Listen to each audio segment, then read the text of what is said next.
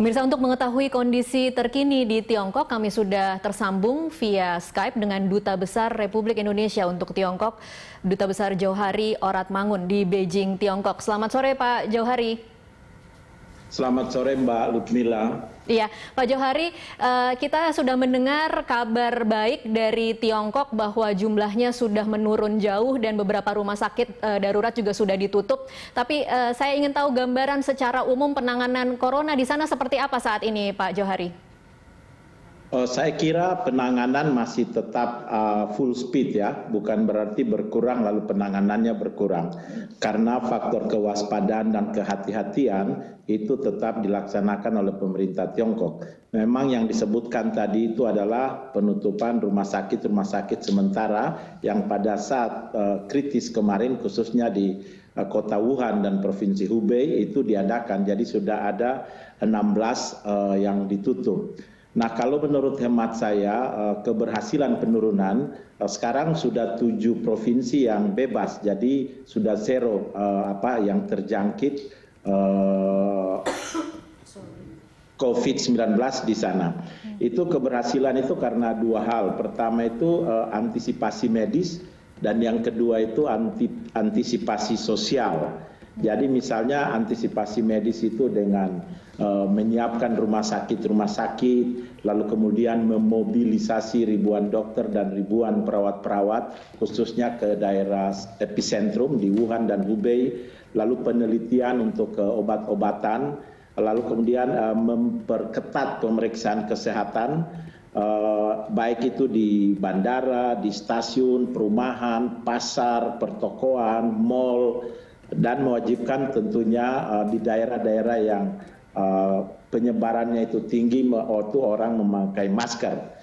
Sementara yang antisipasi sosial itu pengumuman secara terus-menerus baik oleh pemerintah pusat, pemerintah sentral di Beijing maupun pemerintah di masing-masing provinsi dan masing-masing kota, bahkan seperti di kita RT RW begitu. Pengumuman mengenai aspek pencegahan, event-event yang sifatnya besar itu kemudian dibekukan, lalu meliburkan sekolah. Sekarang sekolah sudah buka dan universitas lain juga, tetapi semua itu dengan online saat ini. Nah, itu kurang lebih, dan masyarakat disiplin menjalankan semua yang dianjurkan baik oleh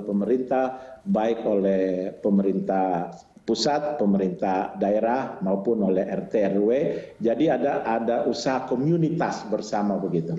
Baik, mudah-mudahan memang bisa didengar juga dari pemerintah di Indonesia untuk kemudian dijadikan contoh apa saja yang harus dilakukan berkaca dari apa yang terjadi di Tiongkok ya Pak Jauhari. Tapi untuk Wuhan sendiri Pak Jauhari, sempat ditutup, apakah saat ini sudah dibuka kembali atau seperti apa perkembangannya Pak Jauhari? Oh, belum dibuka, masih tetap statusnya ditutup. Kita berharap supaya segera bisa kembali dibuka. Tetapi di sana kan di Provinsi Hubei dan Wuhan kan masih ada sekitar 13 ribuan yang terjangkit. Dibanding memang 1 minggu yang lalu saja itu penurunan drastis dari 20 ribuan menjadi 13 ribuan. Jadi ada pengurangan itu sekitar 1.500 sampai 2.000 per hari. Nah, ini kondisinya karena itu Wuhan masih ditutup. Wuhan itu ibu kota dari Provinsi Hubei. Tapi memang sudah ada sedikit relaksasi di sana. Tetapi tetap saja masyarakatnya menahan diri dan tetap tinggal di apartemennya masing-masing. Kebutuhan logistik dipenuhi sepenuhnya oleh pemerintah, jadi ada beberapa toko yang buka atau didistribusikan, jadi pemesanan online lalu diantar. Itu yang ada di Wuhan. Dan kemudian dokter-dokter dan tenaga-tenaga perawat yang tadinya terkonsentrasi di sana, sebagian beberapa waktu yang lalu sudah kembali. Baik, Pak Jauhari, terakhir kalau untuk di Tiongkok sendiri, apakah kemudian aktivitas masyarakat baik itu perekonomian maupun sekolah, universitas, pemerintahan, apakah benar-benar kembali normal atau masih ada pengurangan aktivitas di luar? Aktivitas-aktivitas di luar itu sudah mulai dibuka, khususnya di daerah bukan di Wuhan dan Hubei.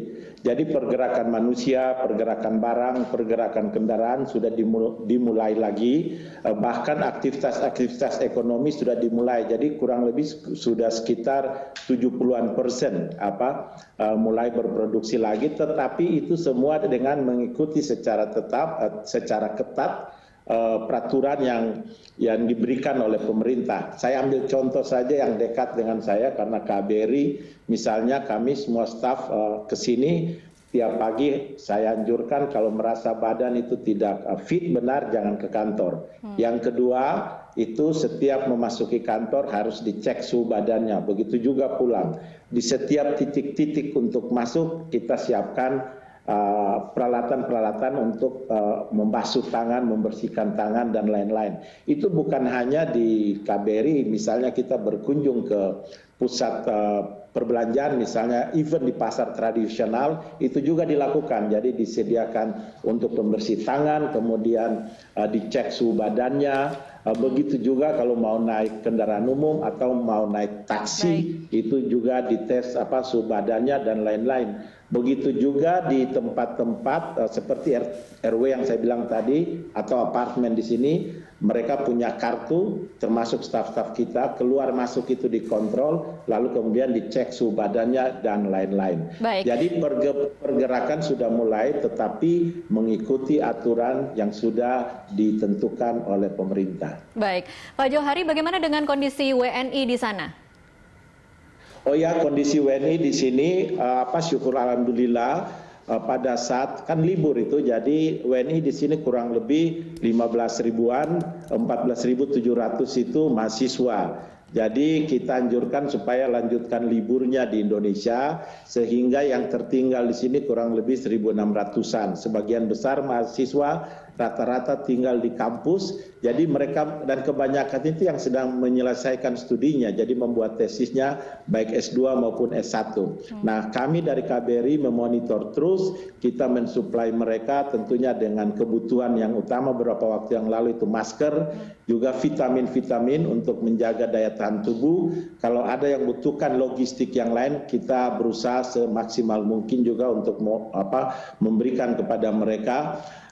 Dan syukur alhamdulillah itu mereka semua dalam keadaan sehat, termasuk kami juga di KBRI semua dalam keadaan sehat. Baik, Pak Johari, apa dampak dari corona yang ada di Tiongkok terhadap hubungan dagang dengan RI? Kita tahu ada beberapa komoditas yang sebenarnya diimpor dari Tiongkok, kemudian saat ini tidak bisa masuk ke Indonesia.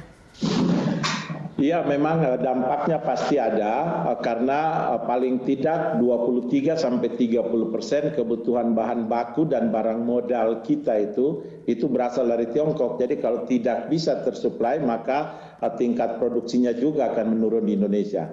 Banyak prediksi menyebutkan bahwa tingkat pertumbuhan ekonomi pada kuartal pertama sekarang di Tiongkok akan berkurang 1-2%. Kalau ini berkurang 1-2%, itu dampaknya ke kita kurang lebih 0,3%. Nah, mengantisipasi ini, kemarin kita mengadakan video conference dengan pelaku-pelaku stakeholders, pelaku-pelaku bisnis Indonesia dan Tiongkok di Jakarta. Kita melakukan video conference untuk mengantisipasi sekaligus melakukan plan of action, langkah-langkah strategis untuk mengantisipasi ke depan.